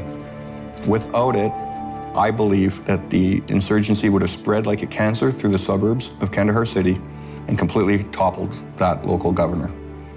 And then the rest of the country would have followed. So Operation Medusa showed the resolve of both the coalition and the government of Afghanistan to stop the insurgency from spreading. After the Operation Medusa, they changed their tactics from coming into a direct fight with us to the traditional guerrilla warfare. But what ended up happening was we didn't look at the root cause that caused this whole issue, so population went back to supporting the Taliban, and the Taliban came with even greater resurgence because they said, see, here you thought they were really going to help you, they didn't again, did they? We were doing, I think, a lot of the right things. We were not going to win that conflict in the year that we were there. All we could do is just move the yardsticks a couple inches down range and hand it off to the next guys, because this was a conflict that was going to be measured in a generation or two. We wear the watch, but they have the time.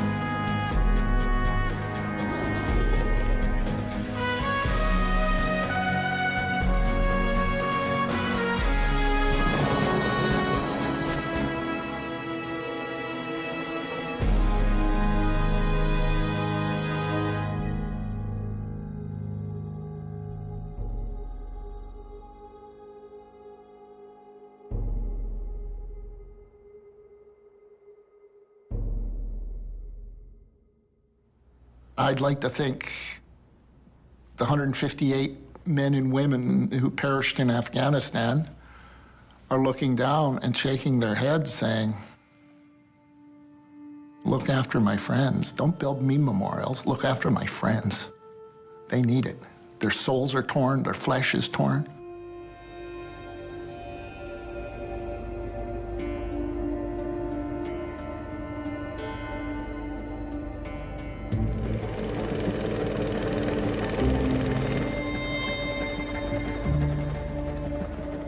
The training the Canadian Forces offers to its medics is unparalleled, I think, in Western armies or in armies, period, and extraordinarily brave.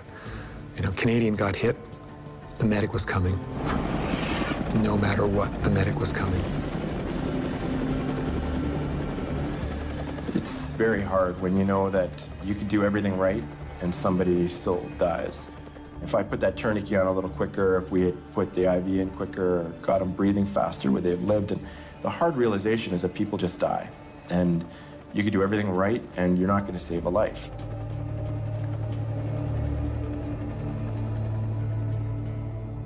Do you remember everything up to the attack? It's like a movie trailer. I've got snippets of memory. Man.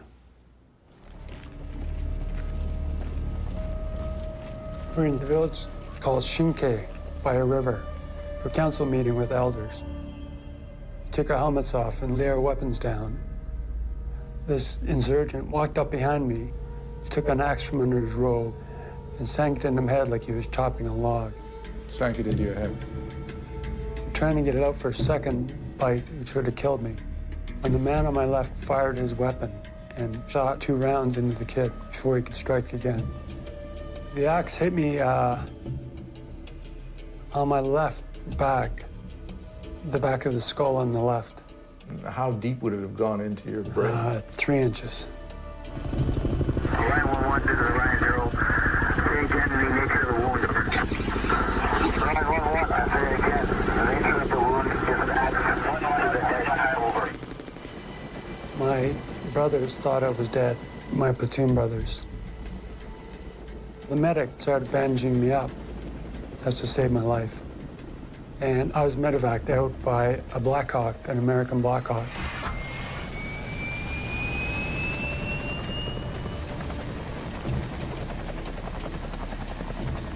They talk about the golden hour. You know, from the time of first injury to the time reaching the OR, they want that an hour, and every minute outside that hour, the chances of survival drop. My job was to stabilize people, treat the life-threatening injuries, make sure that they wouldn't deteriorate in the 15-minute helicopter ride back to the operating rooms at Kandahar Airfield. Just really the basics. Package them up, make sure they're still breathing and not bleeding, off they go to Kandahar. The helicopters are such a vital target. They fly really low to the ground, they fly really hard and fast and make a lot of turns in order to avoid, you know, the possibility of being locked on or being shot at. You're trying to treat the patient, the heat inside and the thumping of the blades, and your adrenaline's going, and you've probably sweat out a couple liters of fluid under your body armor, and at the same time, you're like, are we there yet? Are we there yet?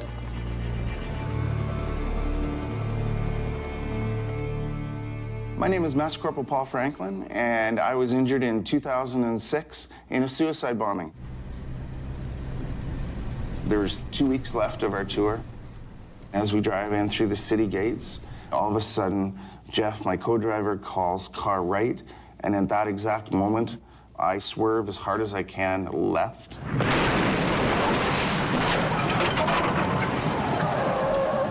He detonates on the axle, and it lifts our vehicle up through the air, tumbling. I pop out, my left leg's ripped off instantly, my right leg's destroyed, hands and face are on fire. We got back in from our patrol, and we heard a very large explosion. And the building moved to the left. So we knew immediately it was big, it was bad, and it was one of our patrols. I remember flying through the air, and then just smack, sitting up the side, sitting against the wall, like that. And then I was like, uh-oh. And then I knew, as soon as I looked down, I knew I was in trouble. As a medic, I'm like, man, I'm in deep trouble here. I saw my leg 5 feet away, and I reached for my tourniquet, but it's in my leg that's just 5 feet away, so I can't get at it. As soon as I was injured, I knew I had to come home. And I wanted to make it home for my wife and my son, and I knew that I had to make it. I was even thinking, you know, worst case scenario, I'm in a wheelchair for the rest of my life. Rick Hansen went around the world. So, I mean, if he can do that, then I can go shopping in a wheelchair. It's not a big deal. Did you really think of Rick Hansen in that moment? I did, yeah. Paul came in first. He was bleeding significantly and missing a leg. Immediately, he was cared for by the doctor and the physician assistant. And then someone handed me a bag, a black garbage bag. And that was his leg. Here you're treating somebody who you knew quite well. Is that different? Did that alter things? Yes, because you think about their family, I think. So whenever I would like to think whenever a medical professional is treating someone, it's always their best. But when it's someone you know, someone you've worked with, you think about their family too. You think, I have to be able to send him home. My husband, Bryce Keller, was with one PPCLI, and Bryce was slated to be on the 7-month deployment that followed mine. I came back the second week of February in 2006, and he flew out 8 days later. Were those 8 days good? Oh, yeah. But I came back from being there thinking, why did I ever say that you could go there? You listen to the radio constantly. You check the headlines constantly. You get home and the news goes on the TV and stays on the TV. Military families listen to the news a lot. I'm in Landstuhl, Germany, in ICU. My wife's there, and it is now 3 days later, and the doc comes up to her and says, we have the leg. And she's like, what do you want me to do with it? And they say some people do a service, some people just throw it in an incinerator. She's just like, just get rid of it. But the funny part is the leg they sent to Landstuhl initially, the reason why it was so late, wasn't my leg. My real leg then came from Kandahar to Dubai and then to Landstuhl. So, you imagine these poor pilots flying around with these legs. That's Franklin's leg. I thought I just flew Franklin's leg. When they were finally doing my final surgery on my right leg, the doctor says, if we cup above the knee, chances of you walking is pretty much slim to none. And he says, what we want to do is not finish that surgery. We're going to wait, and then we'll talk to you about your future, your plans, and all the rest. I said, no. If you see something in there like infection, get rid of it, cut it off. Then they said, well, you realize what the outcome will be. And I said, yes, it's the same outcome, which I knew from the beginning. I'm going to be in a wheelchair for the rest of my life. I'd known Debbie. We met in '01, just before the bombings, World Trade Center. She was with me in Germany because they flew her and my parents over to say goodbye. That's how bad it was. I was in an induced coma for a while, for a couple of weeks, I think. My first memory was bagpipes. I was going to be transferred to Edmonton for rehab, and my regiment came in, gave me an honor guard. My platoon, the platoon I commanded before I went overseas. My greatest moment was when my son walked in the room and he saw me, and I was battered and beaten, and I was not looking good. And my son said to me, can you still play video games? And I said, yeah. And he goes, okay, don't worry about that. And that was, and that for me was like, I just laughed at that, and it was great for me. And I knew I couldn't play soccer or skateboard or ride a bike or whatever, but for whatever reason, he chose to ask that silly question, which just made me smile, and I smile ever since because of that. What was your prognosis? Probably death, but if I survived, they said I'd be a vegetable for the rest of my life. Did you know that? No. Did Debbie know that? Yeah. But Debbie didn't give up on me. Most women would run away. In fact, some of them did, I understand.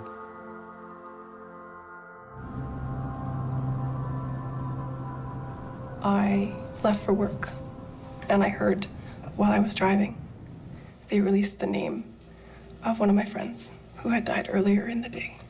Who's that? Corporal Chris Reed. And I knew it was bad at that moment because that was my husband's driver. So if Chris was dead, what about the people that were with him? They said 4 were injured and 4 were dead. On the radio? On the radio. I called my friend Amy, who had deployed with me, and she said, just get to work, just get to work. So I was actually notified of Bryce's death at work. I can't imagine how bad that was. I hope that you never have to know. And that's how that piece goes from when you're treating someone that you know. I don't want their family to have to know that either. I was the National Repatriation Officer for the Canadian Forces from 2008 onward, pretty much towards the end of the mission. And what would be a one-sentence description of that job? From the moment of death to internment, and then sometimes after, to ensure everything goes right. I was very proud of what the Canadian Forces did. You know, we heard a lot of things in the news, the Americans, the British, you know, how they bring them in at night. So yeah, I was pretty proud of being part of that process. We had 2 Canadian medics killed on my rotation, Corporal Mike Starker and Corporal Wilmot. And I escorted Mike's casket all the way back to Calgary. You know, all the fears and, you know, the emotion of, you know, what am I going to say to his wife? What am I going to say when I get home? What am I going to see? Then you've lost your friend and you're trying to grieve through that. You know, I had to go down the Highway of Heroes in the front of the hearse, seeing the 50 bridges with the flags. I think I broke down right then in the car and, you know, cried for the next little bit. Every bridge, I think there's 50 of them between Trenton and Toronto, and every highway, and ambulances and fire trucks, and there's nothing on the 401. The police have it all blocked off. I would say to those Canadians that came out to the bridges and lined the 401, you'll never know the solace that you brought loved ones to know that the nation, you know, for a parent or for a wife or children, to know people share your grief. Generally, the protocol is for families to stay with their loved one until Toronto, and then the next day to fly home, and to wait at home for the remains to be released, and then to carry on with whatever burial they've decided on. I refused to leave,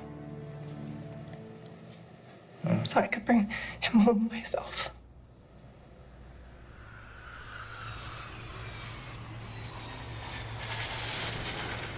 I remember that as we're coming into Calgary, the pilot announced that you may see 2 military people on the flight. And he explained what we were there for, that they had the honor of carrying a fallen Canadian soldier home.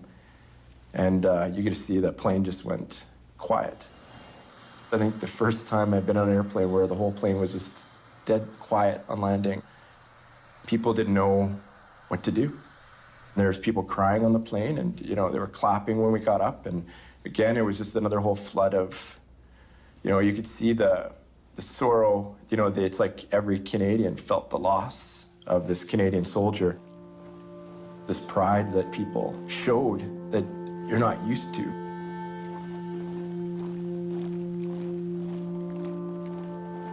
November 11th, the day for the fallen. But the rest of the year, think about the wounded that were there when, who are facing huge challenges in this country right now. Huge challenges. Injured Canadian soldiers are well treated within the Department of National Defense. As that wounded soldiers for 3 years that they cover you, absolutely brilliant. World's best. As soon as they leave the Department of National Defense, suddenly they fall under the purview of Veterans Affairs and everything falls apart. The soldiers of World War II, Korea, were treated with security and dignity because of their monthly pension. Unfortunately, post-June 2006, we have two standards of veterans, the haves and the have-nots. We already have homeless veterans. Veterans Affairs asked me to prove that I have no legs so that I can get nursing benefits and shopping benefits and house cleaning, which is the thing that I use. So within that, I have to prove that I have difficulty doing housekeeping. Now, I have to prove that every single year. I have to prove I have no legs every year. And sure enough, they stepped up into the silly world and said, okay, he doesn't have to prove it every year. He only has to prove it every 3 years. It should simply say, are you permanently disabled, yes or no?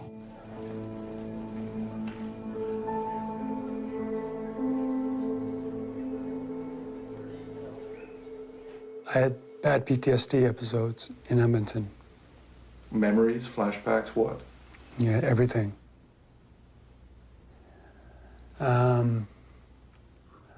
I couldn't read about anything about Afghanistan or watch on the TV.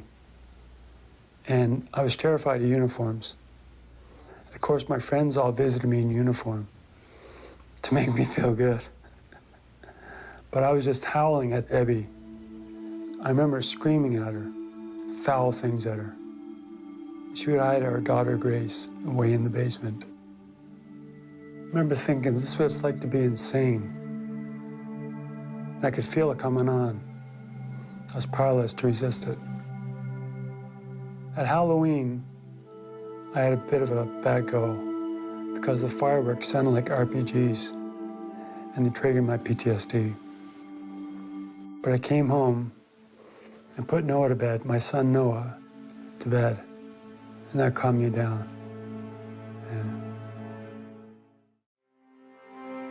I got out of the hospital the day after spring break ended. And so Simon was walking to school. And I said, I'm gonna walk you to school and maybe do show and tell. And I ended up walking to school. It was very difficult. It was only a half a kilometer walk, but man, oh man, it was a really difficult thing to do. And my son's looking down and he's looking for the cracks and he wants to make sure I don't trip.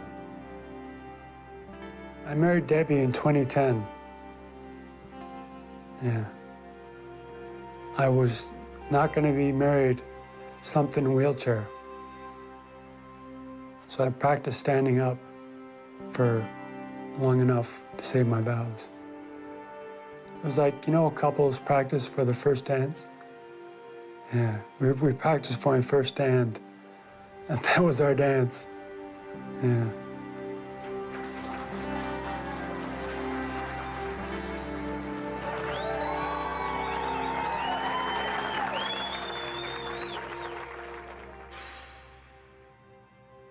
People say, was the Afghan mission worth it? And I would suggest, this is my own thought, I would suggest the only ones that can truly answer that are the loved ones of the fallen. I have regrets of a personal nature. But that's what my husband and I wanted to do. We wanted to be soldiers, and soldiers deploy. I don't see our time there as wasted.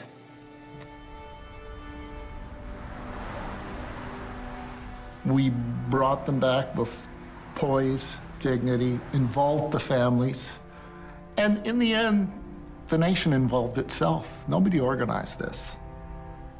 And I think maybe the Highway Heroes will stand as a lesson for Canadians, and particularly for Canadian politicians as they cheer that there is no good outcome to war.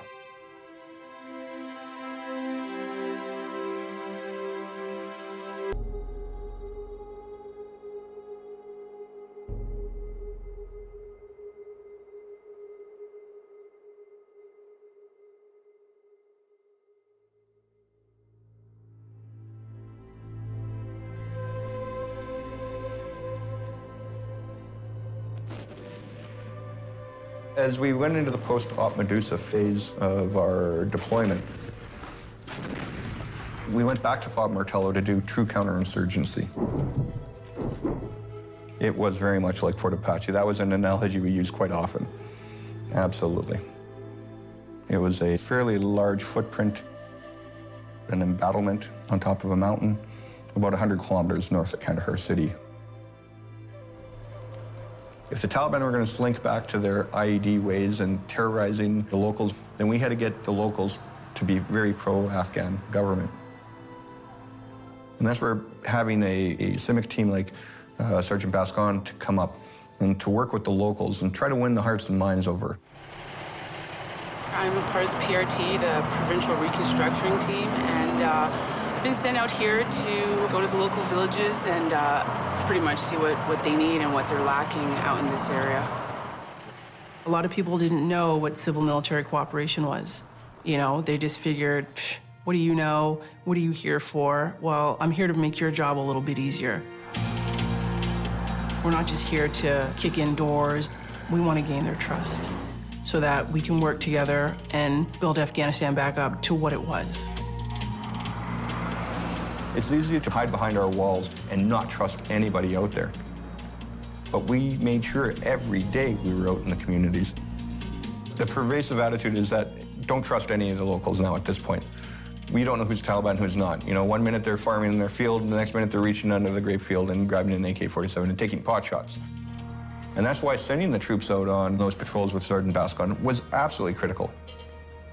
I was aware of the dangers that could possibly happen. It's a reality that I come to terms with, that I know where I am, I know what my job is. It's dangerous, but at the same time, let's deal with the situation. Security is definitely a really, really big concern. From what we're hearing, there are quite a few Taliban in the area. When there's no coalition presence, these people are definitely in fear for their lives and for the villages that they live in. You're there to win the hearts and minds. Part of you was trying to help these people and to win them over, but another part of you to get to the point where to take another man's life or another woman's life it required you to, you know, fill your heart with hate.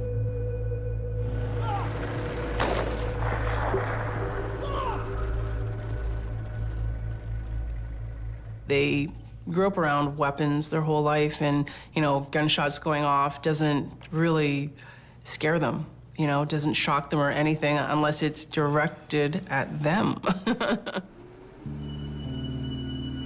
That was a very dangerous highway. One time, there was an IED strike on our convoy.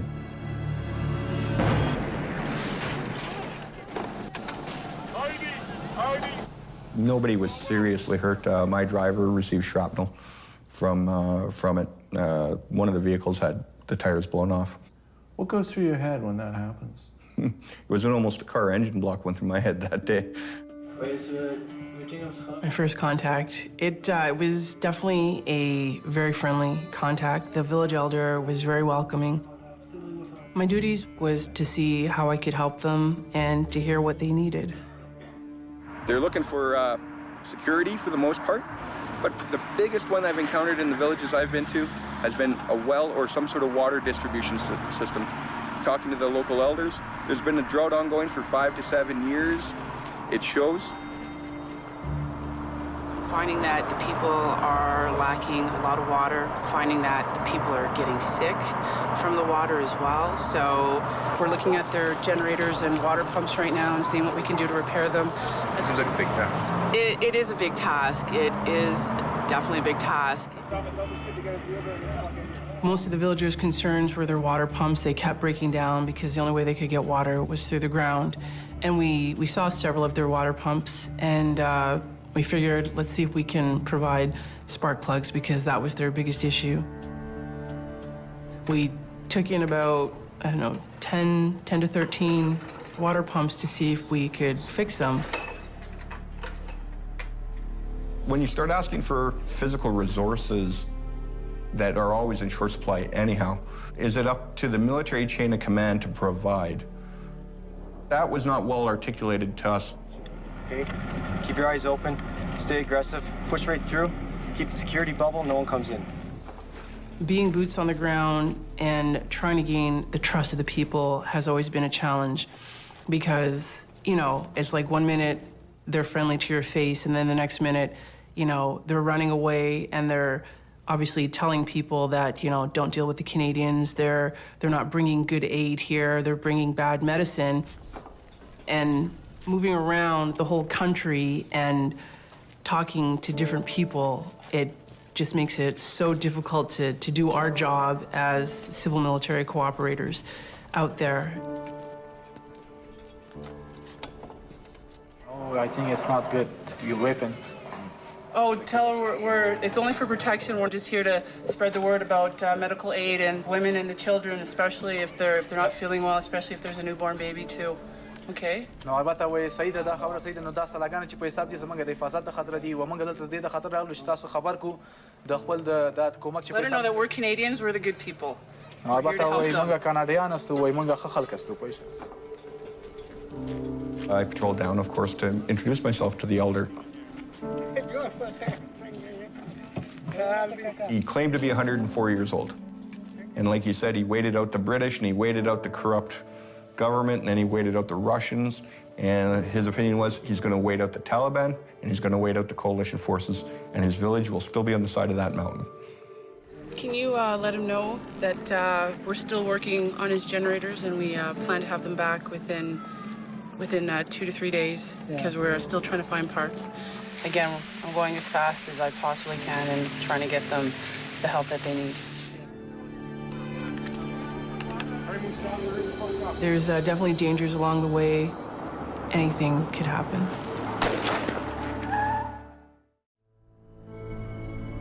We're not only there to do a combat mission, but we're there to help rebuild. Most of the villagers' concerns were their water pumps. They kept breaking down. We figured, let's see if we can provide spark plugs because that was their biggest issue. We've got a patrol going out. PRT will be going with that, and gotta find some spark plugs. Gotta, at least somebody must know something about where to get parts. All right, we now have authority to spend money, so that patrol goes out tomorrow. To get the spark plugs, I believe we drove out in 3 vehicles. Yeah, I thought, you know, it's a market. They sell all sorts of stuff in different markets in Afghanistan, so why not give the market a try to see what they have, you know? There's definitely dangers along the way. Anything could happen. We caused a vehicle accident. We do the warning shots to, you know, keep vehicles back. And one of the bullets happened to actually go in the hood of the truck, and the truck flipped with the driver and some people in it. I had to deal with 2 women that were potentially injured, and they were wearing burqas. And my interpreter, he wouldn't look at the women. Just because women were there, he wasn't going to do his job. We get there, and no, there's no spark plugs. They're selling fruit, bread, everything but spark plugs. Isn't there some sort of supply chain that the PRT can use to do that? As soon as we're stopped, we're pretty vulnerable. That's the problem.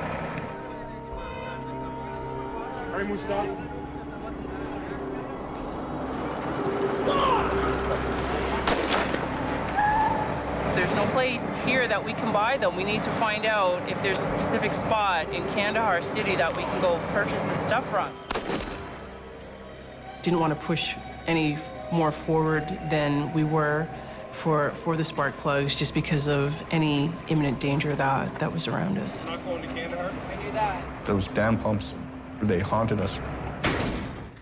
Knowing how far Kandahar was to get these spark plugs, it definitely wasn't worth the drive.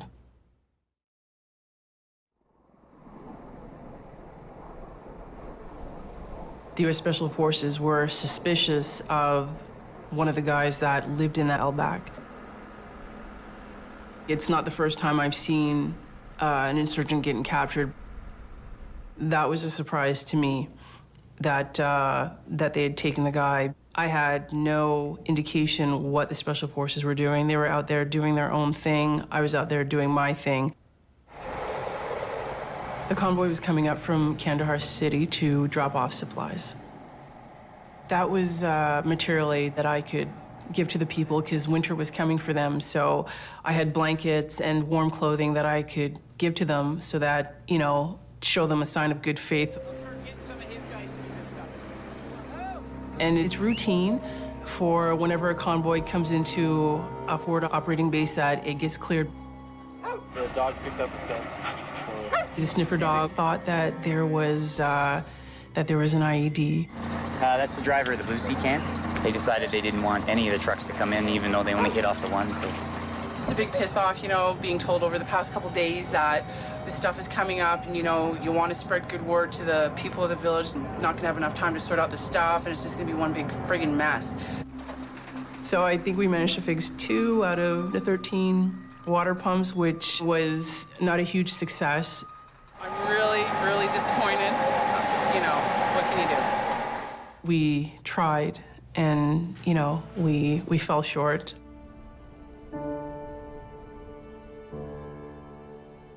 I was a little disappointed, but at the same time, it's like, look at where we're at. There's no Canadian Tire around the corner.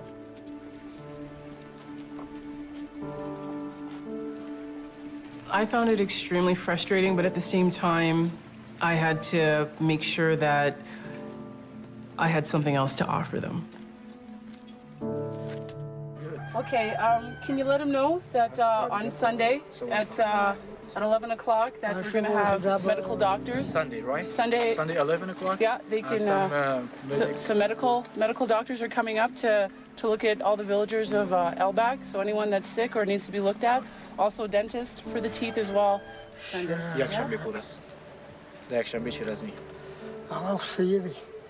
Can you help me with that guy to release him from the Special Forces? The village elder from Elbak specifically wanted to speak to me because the U.S. Special Forces had taken the guy to question him. I had to tell him that I have no idea where they took him. I don't know why they took him.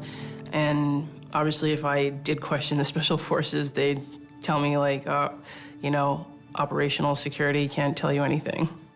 Like, we can find out how he's doing and, like, where they've taken him. But upon releasing him, that's out of our jurisdiction because the U.S. guys came in Special Forces, so we have nothing to do with that when they came out here. No, البته وی فقط موږ دومره کولای شو چې دغه په اړه کې معلومات ترلاسه کړو لکه چې هغه چیرته دی.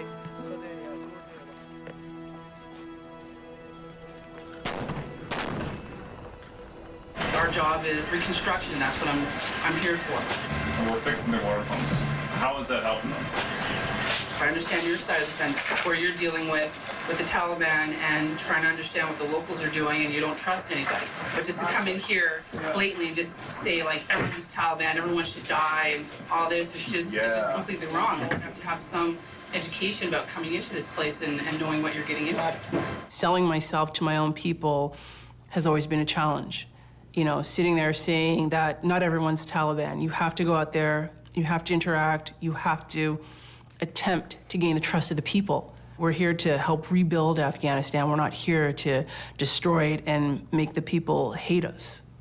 That's not our job. That's not our role.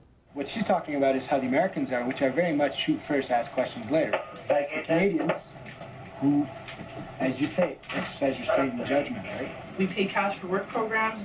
We do quick impact projects for them. So we're helping their local economy by, like, we're providing for them, you know, help themselves type of thing. You know, that's how we're helping them, and that's what I see. How does that help them? Like Taliban take Jenga truck drivers out of their truck and butcher them in front of this fob. I think that's pretty sad. Cutting off heads of the villagers when we pull out of here. I'm pretty sure some of those dudes are going to lose their heads. I don't doubt it at all. That's why there'll be a mass exodus. Is that not sad?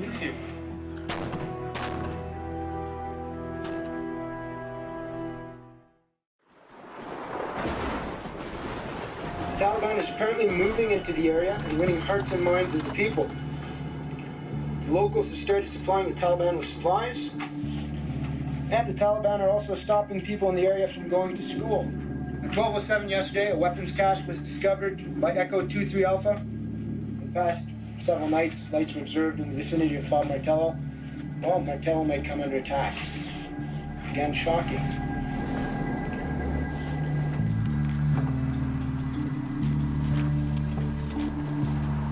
PRT is at risk as much as anybody else by the simple fact that they're trying to assist the local population and break the hold of the Taliban.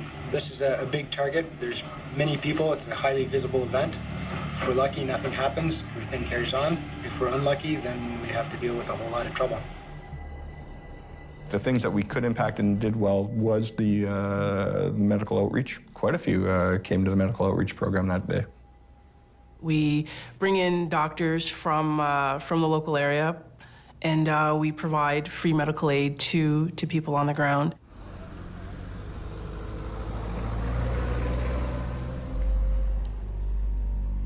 We're gonna search women. I guess they can open it up a bit, flatten it to their chest, at least we know they don't have a big bomb on them, and then bring them in there and you can search in there, okay? It's gonna look good, ticking the box for, you know, PRTs doing their job for the good village of Elback, you know, being the first VMO that the PRT is doing on this tour. It's free medical attention. I mean, come on. Timing, though. Going now. Okay, tell them to stop. Okay, first guy come forward. We needed to provide security, a cordon outside the fob so that the people can come in. People get checked. They're not going to get in if they don't get checked. If they refuse to get checked, then they'll be turned away. But we'd like everyone to get checked, come in, and get seen by the doctors.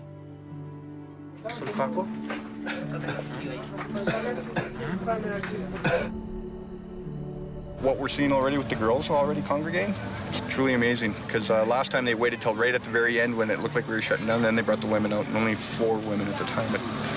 But we've seen other women already sitting up on the other side of the road, so it's pretty good. It's nothing in depth. It's just some basic medical aid to check out the children to see if there's anything wrong with them, check out the men, women, if they come out to see if there's anything wrong with them, provide them with some basic medication. The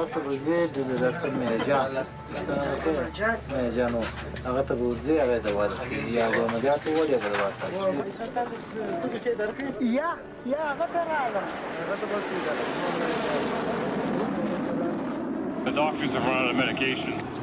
Okay, apologize. We have no more medication. The doctors can't see anyone else. Next time, we will do our best to treat them all. What I can offer them is the food that we have here. They can take the food, share amongst themselves, older people, little people. Tell them to share. Tell him to share, or I'll take it all away.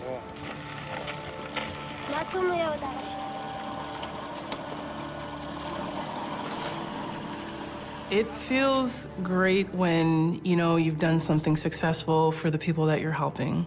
Like, it just puts a huge smile on my face knowing that I came here, I did my job, there was success. When you dream big, a lot of things don't follow through, but if you build small, you can see that your successes will come through before the end of the tour.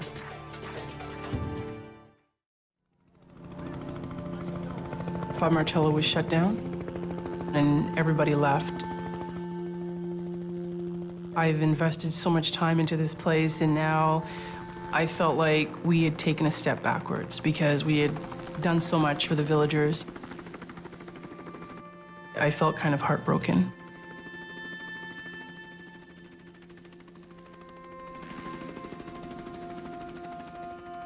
I don't know what's going to happen to these people. You know, I just feel that I could have done so much more, or just stay here longer to get to know them. You know, when you love your job, you invest time into it, you can't help but get emotional when it comes time to leave.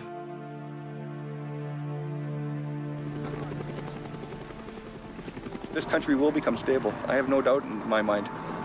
Is it going to be the 10-year Balkan plan? Is it going to be longer? I don't know.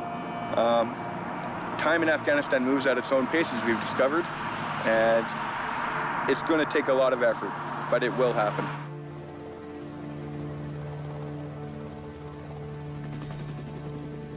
I just wish that our tours were a lot longer so that we're able to maintain a certain length of trust with these people, so that when it does come time to hand over, you know, at least we were there for a good period of time. Like, 6 months to me is way too short. You're barely scratching the surface in 6 months. Should we have stayed longer in Afghanistan? No. I think our people, our timing was perfect. We did what we had to do. We did what we said we would do, and we left when we said we would under these conditions. And I think we stood by our own word.